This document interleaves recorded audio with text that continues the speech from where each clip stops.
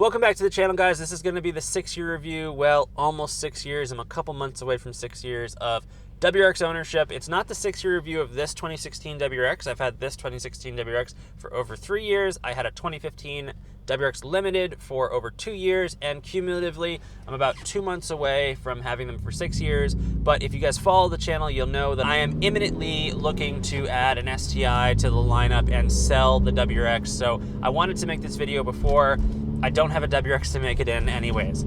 We are in the car today doing the way this channel started, GoPro video while driving the protuned WRX. That is simply because we were shooting this video outside and it started raining. If you guys can believe it, I've been trying to film this video for like a week now. I've started filming it maybe 4 times now, so I've started it like 4, maybe even 5 times, gotten halfway through, and something like rain, GoPro dying, all that stuff has kept me from finishing it. But what that really means is I've had some good time and reflection to decide what I want to talk about in the 6-year review. In today's 6-year review, I'm doing something that's very not normal for this channel. I am going to provide a biased, subjective 6-year review.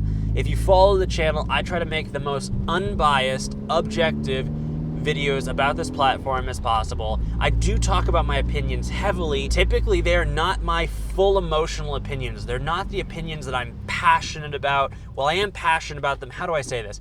I usually try to always provide a rebuttal for every opinion so I can look at it at both sides. There are a few things about this platform that I don't feel have the rebuttal, and I therefore really haven't talked about that. So this is not going to be your typical review, and I'm going to get straight into it because I've been blabbering enough here. So I've spent 6 years with this platform. I've spent 2 and change years with a limited WRX that had a CVT transmission, and then I've spent 3+ years in a 16 base WRX that is significantly more modded, protuned, manual transmission, making quite a chunk of horsepower. And my daily driver, it wasn't the daily driver for about the first 1.5 years, but the second almost 2 years have been fully daily driving in traffic, even with all that power to my wheels. And it's been a lot of fun.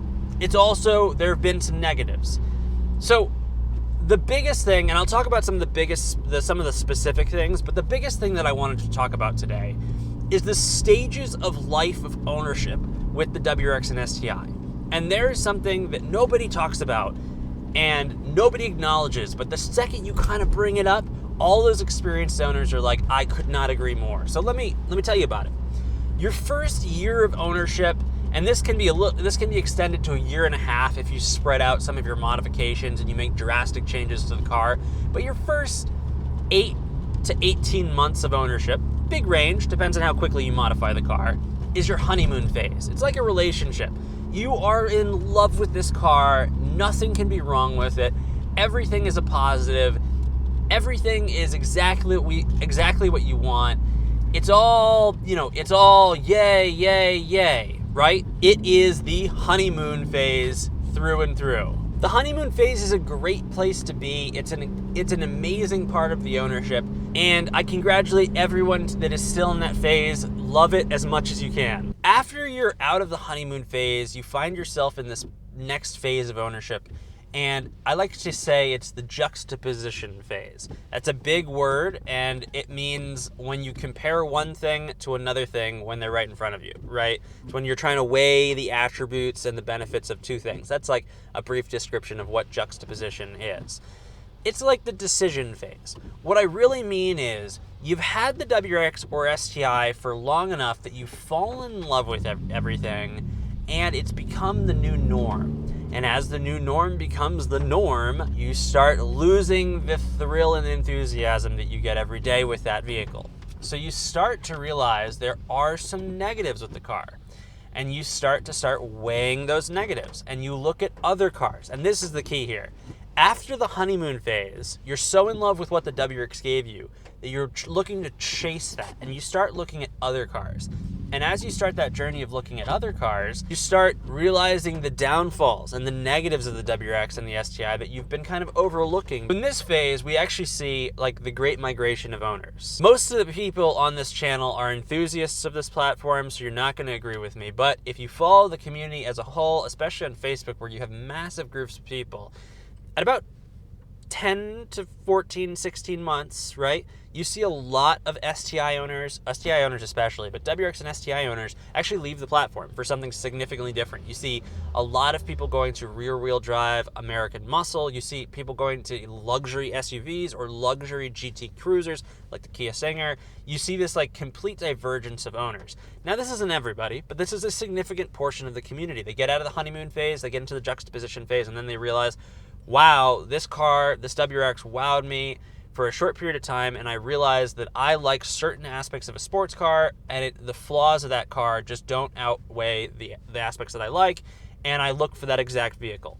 So you get to this point where it's the juxtaposition, the divergence phase, where you start to really understand the negatives. And then where I am, is you get to the phase of existence. The existence phase is when you've had this platform for 3 years, and the existence phase, that term sounds horrible, right? It sounds like such a negative.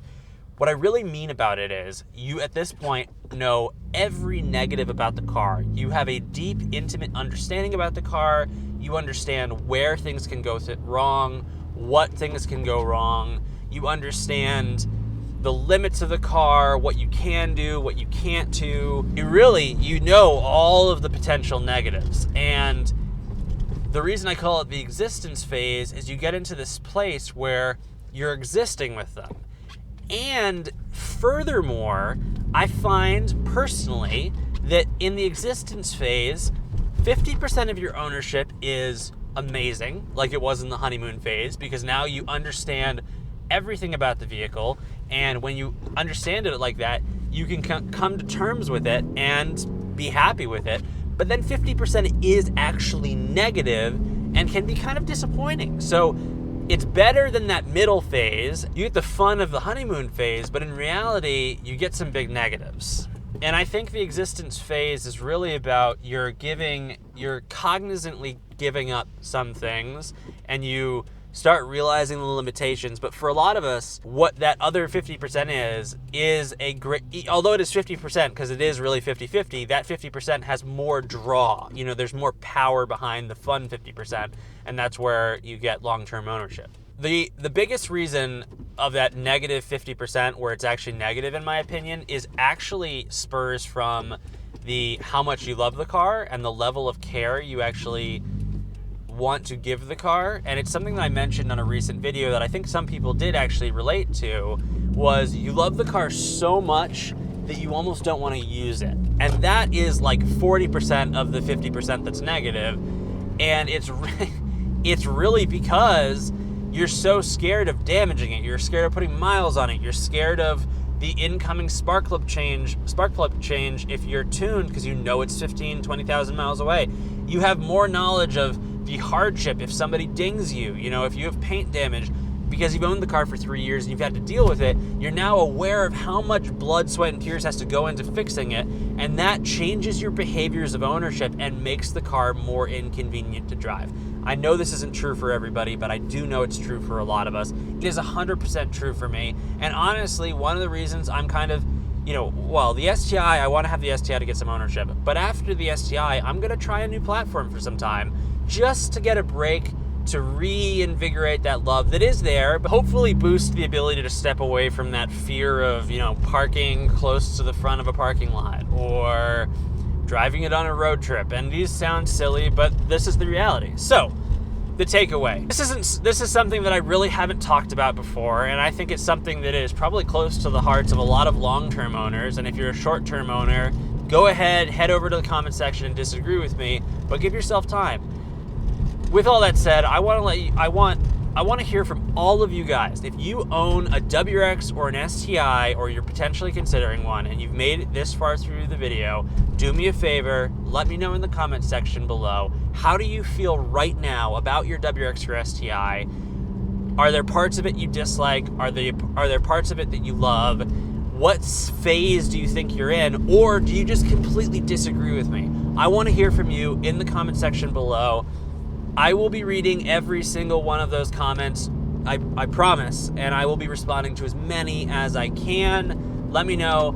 Thank you guys for watching. I apologize if this is something a little bit different, where I'm talking a little bit less planned, a little bit more emotionally about the car. I will probably edit this video a little bit less. You are going to hear all the stumbles and everything. Cool. Have a great day, guys.